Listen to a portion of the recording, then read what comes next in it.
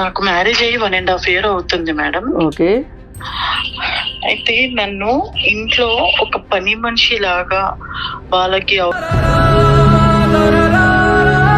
చూస్తున్నారు. మార్నింగ్ వెళ్ళిపోతే నైట్ వస్తారు. తిన్నానా ఉన్నానా అనేది కూడా లేదు మేడం. పేరెంట్స్ కి చెప్పిన వాళ్ళు నాకేం సపోర్ట్ చేయట్లేదు. నాకు ఇంకా బతుకుతానో లేను. నాకైతే ఈ 1 week నుంచి సూసైడ్ చేసుకోవాలనే థాట్స్ అలాంటివి వస్తున్నాయి. ఇప్పుడు ఒక అబ్బాయిని మ్యారేజ్ చేసుకొని హస్బెండ్ కనీసం మాట్లాడకపోతే మేడం ఎలా బ్రతకాలి, ఎలా ఉండాలి మేడం ఈ ఇంట్లో?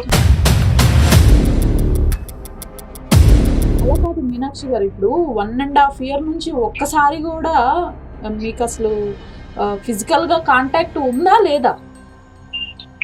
అంటే మేడం అది వాళ్ళ అవసరాన్ని బట్టి